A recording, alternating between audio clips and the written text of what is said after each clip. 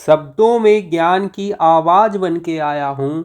मैं आज कर्नाटक पठार की बात करने आया हूँ। नमस्कार दोस्तों, आपका स्वागत है एंडेवर स्टडी पे।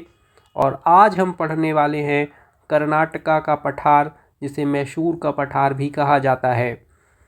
इस पठार के पहले हम दक्कन का पठार और केंद्रीय उच्च भूमि होते हुए पूर्व का जो पठार है उसे देख चुके हैं। मेघालय का जो पठार है, उत्तर पूर्वी का पठार जिसे कहते हैं आप, उसे देख चुके हैं। अब इसके बाद हम दक्कन के पठार को होते हुए हम कर्नाटक के पठार की बात करेंगे। इस वीडियो में पूरी तरीके से परिचय देखेंगे इसका, इसकी स्थिति देखेंगे, इसके साथ ही ऊंचाई और इसके जो भाग हैं किस तरह से डिवाइड है दो भागों में, उन क्षेत्रों को देखेंगे। भू रचना देखेंगे, इसकी जोग्राफिकल स्ट्रक्चर जो है उसकी बात करेंगे। इसके साथ नदी तंत्र, कौन कौन सी नदियां यहाँ पे बहती हैं, जलप्रपात की क्या स्थिति है। इस प्रकार से आगे बढ़ते हुए मिट्टी और कृषि की भी बात करेंगे। यहाँ पे किस प्रकार की मिट्टी पाई जाती है, क्या कृषि होती है यहाँ पे, महत्वपूर्ण नगर कौन से इस क्षेत्र पे है, और कुछ इम्पॉर्टेंट फैक्ट समरी के साथ साथ हम 15 प्रीवियस ईयर क्वेश्चन भी सॉल्व करेंगे, उन्हें देखेंगे, इस टॉपिक से बनने वाले क्वेश्चन। तो इस तरह से आप इस वीडियो से संपूर्ण तैयारी कर सकते हैं इस टॉपिक की, यानी कि इस पठार की, कर्नाटक के पठार की।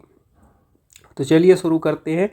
कर्नाटक का जो पठार है इसका परिचय अगर देखें तो कर्नाटक का पठार दक्षिणी भारत का एक प्रमुख और प्राचीन भूभाग है।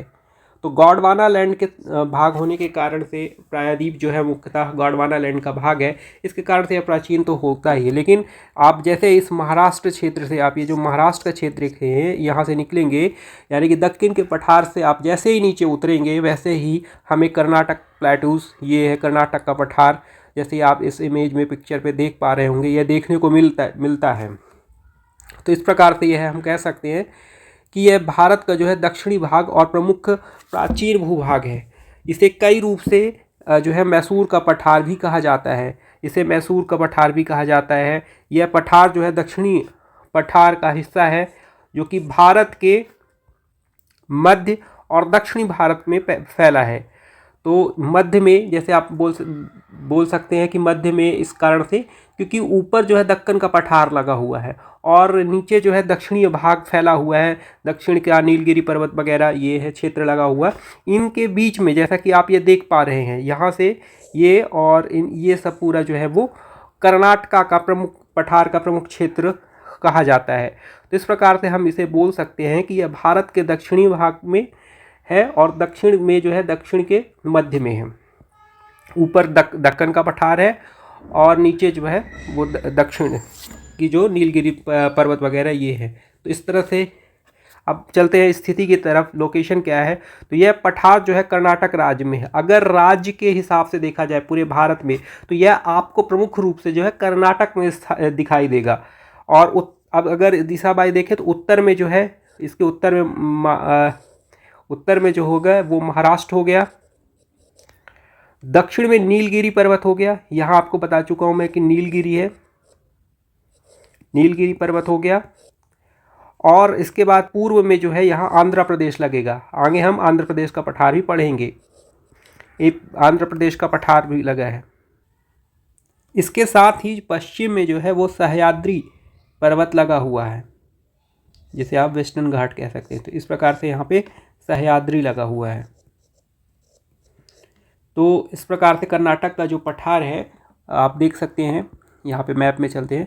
उत्तर की तरफ जो है, उत्तर की तरफ महाराष्ट्र लगा या दक्कन का पठार आप बोल सकते हैं, और पूर्व की तरफ जो है आंध्र प्रदेश का पठार है, दक्षिण में जो है नीलगिरी है, और यहाँ पश्चिम की तरफ जो है वो सह्याद्री लगा है, सह्याद्री पर्वत या वेस्टर्न घाट लगा हुआ है। तो इस प्रकार से यह रहा इसकी स्थिति। आगे बढ़ते हैं ऊंचाई की तरफ।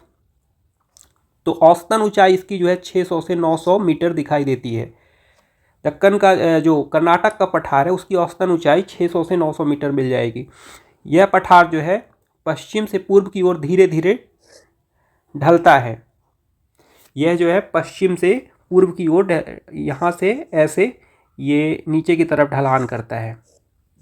आप जैसे कि आप जानते हो, अगर आप थोड़ी सा ज्योग्राफी के बारे में पढ़े होंगे, तो जो पश्चिमी घाट है वो हमारा गहरा घाट है, जबकि पूर्वी जो घाट है वो उतना गहरा नहीं है, छिछला है, वहाँ पे पानी गहरा नहीं होगा, क्योंकि वेस्टर्न जो घाट है वो ऊंचाई पर है, इसके जो औसतन ऊंचाई है वो ऊंचा है। इस कारण से इस तरह से आप कह सकते हैं कि पश्चिम से पूर्व की तरह इसके ढलान काफ़ी देखने को मिलते हैं या गहरे देखने को मिलते हैं। भाग की तरफ चलते हैं तो कर्नाटक के पठार को दो भागों में मुख्यतः बांटा जा सकता है। पहला है मालनाड क्षेत्र और दूसरा जो है वो मैदानी क्षेत्र। तो मालनाड क्षेत्र के बारे में अगर देखें तो यह क्षेत्र पश्चिमी घाटों से सटा हुआ पर्वतीय भाग है।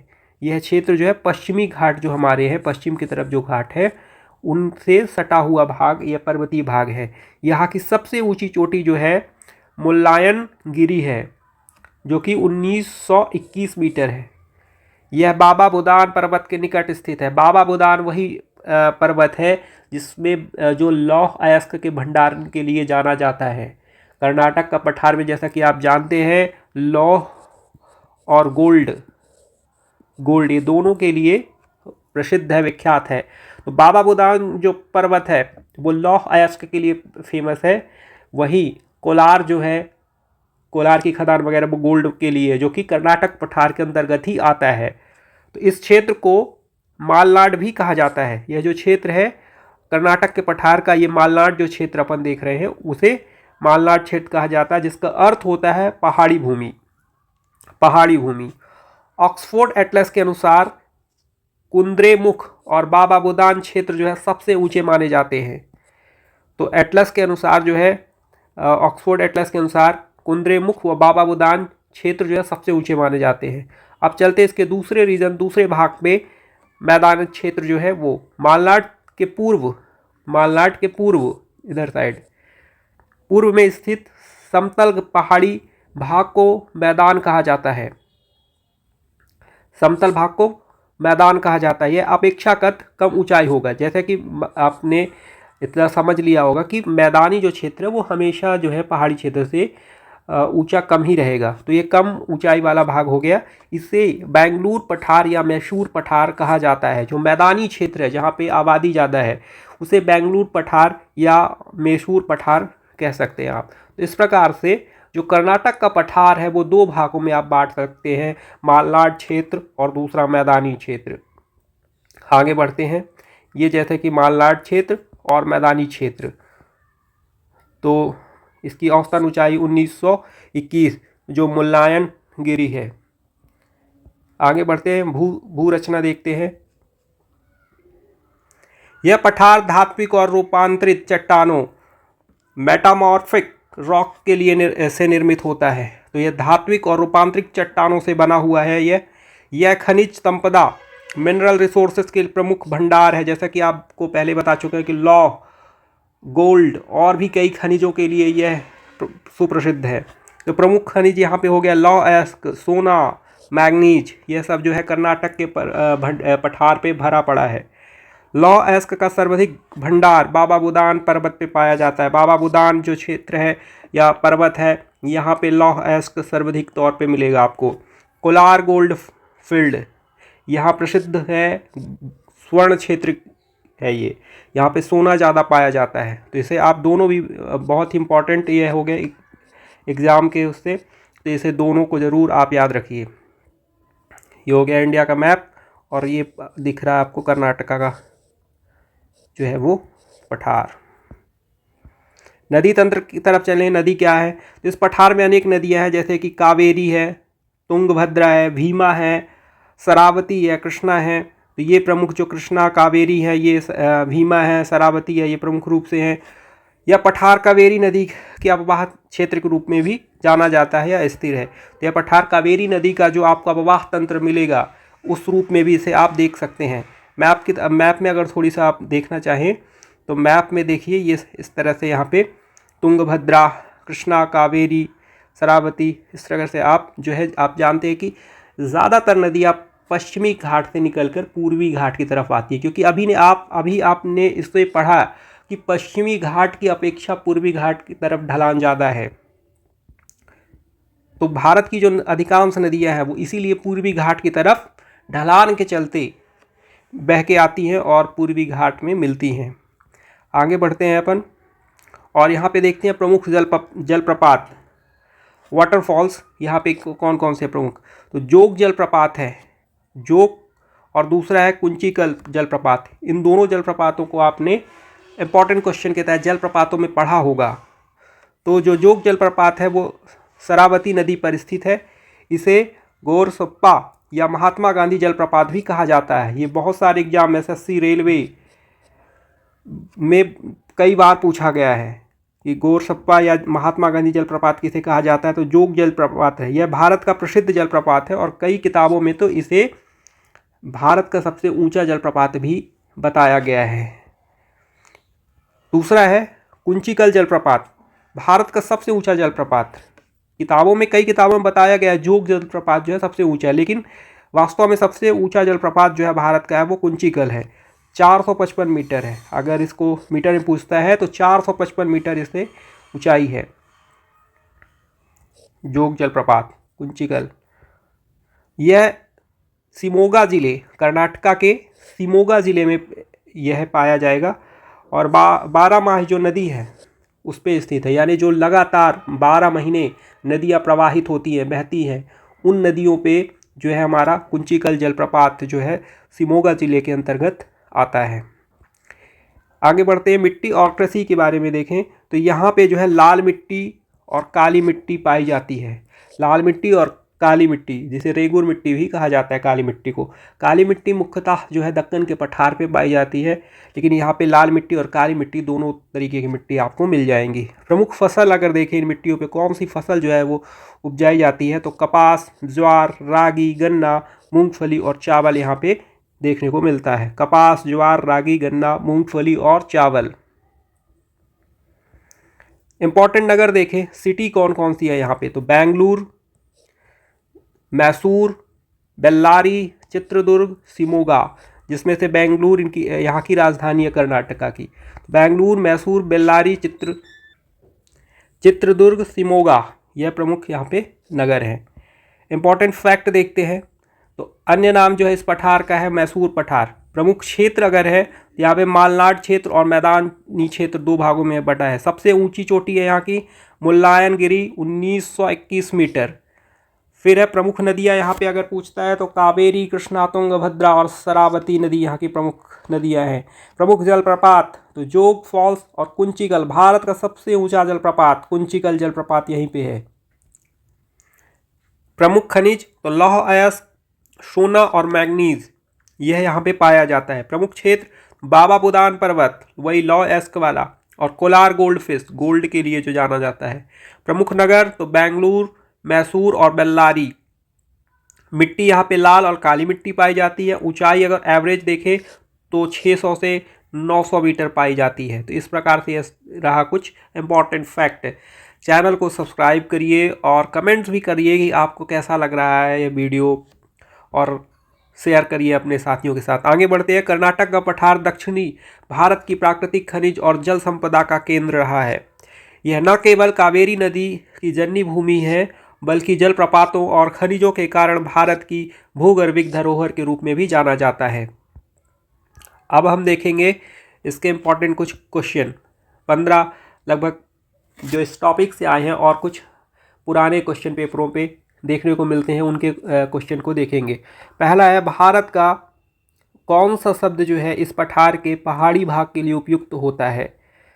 तो मालनाड जो क्षेत्र है वो पहाड़ी भाग के लिए जाना जाता है, जबकि मैदान के लिए मैदानी क्षेत्र। तो इसका आंसर है बी, मालनाड। दूसरा क्वेश्चन है, कौन सा कथन इस पठार से संबंध में सही है। तो इसका आंसर होगा सी, 1 2 3 तीनों। इसे मैसूर पठार भी कहा जाता है, आपने पढ़ा। इसकी औसतन ऊंचाई 600 से 900 मीटर है, ये भी आपने जाना। इसकी चोटी जो है मुल्लायनगिरी है, ये भी आपने जाना। तीसरा क्वेश्चन, इस पठार में मैदान और मालनाड विभाजन का अर्थ क्या है। इसका आंसर है ए, मैदान कम ऊंचाई वाला भाग और मालनाड जो है वो पर्वतीय भाग के रूप में जाना जाता है।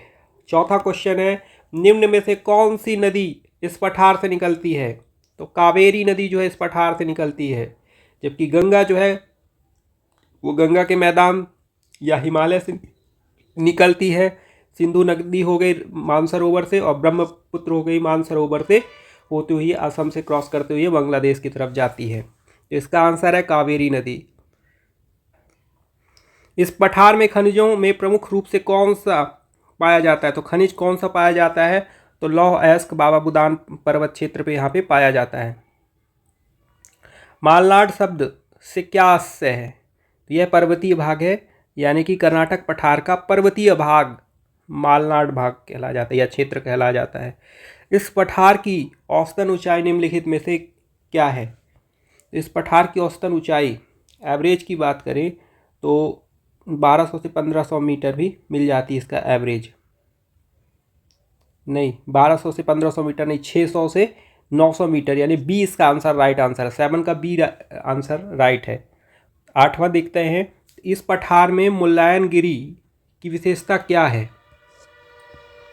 तो इसका आंसर है सबसे लंबी नदी, क्या सबसे ऊंची चोटी है यह, क्या सबसे बड़ा जलप्रपात है, क्या सबसे पुराना पर्वत है? तो इसका आंसर है बी, सबसे ऊंची चोटी 1912 मीटर। 9वां क्वेश्चन है, मैदान भाग किस दिशा में स्थित है? तो यह कहाँ पे है? आपको मैंने पढ़ाया था कि जो मालनाड क्षेत्र है और मैदानी क्षेत्र, तो मालनाड पश्चिम की तरफ है और मैदानी क्षेत्र जो है पूर्व की तरफ है। तो इसका होगा पश्चिमी घाटों से पूर्व की ओर, ये बी आंसर है। इस पठार में प्रमुख मिट्टी किस प्रकार की है या कौन सी है? तो इसका आंसर है सी, काली, लेकिन यहाँ पे लाल काली दोनों प्रकार की मिट्टी पाई जाती है। अगला क्वेश्चन है, निम्न में से कौन सा जलप्रपात इस क्षेत्र में स्थित है? तो इसमें जोग जलप्रपात स्थित है और कुंचिकल, दो है। तो इस विकल्प के अनुसार जोग जलप्रपात आंसर होगा, यानी आंसर ए। अगला क्वेश्चन है, मालनाड भाग की जलवायु विशेषता क्या है? तो इसका आंसर है बी, यानी कि ठंडी, पर्वतीय व अधिक वर्षा वाला। अगला क्वेश्चन है, इस पठार का अध्ययन क्यों महत्वपूर्ण हो जाता है? तो इसका आंसर है बी, खनिज संपदा और कृषि उपज के कारण यह इंपॉर्टेंट हो जाता है। इस पठार का अन्य नाम क्या है? आंसर है मैसूर पठार। अगला और लास्ट क्वेश्चन है, निम्न में से कौन सा राज्य इस पठार का प्रमुख भाग है? तो इन ऑप्शन विकल्प में से है सी, कर्नाटक। कर्नाटक राज्य के अंतर्गत जो है कर्नाटक का पठार प्रमुख रूप से आता है। प्लीज़ चैनल सब्सक्राइब करिए और आप कमेंट करिए कि आपको यह कैसा लग रहा है और आपको इसमें और क्या क्या चीज़ें चाहिए। लाइक करिए और लिंक ज़रूर शेयर करिए, हमें भी मोटिवेट करिए। धन्यवाद आप सभी का।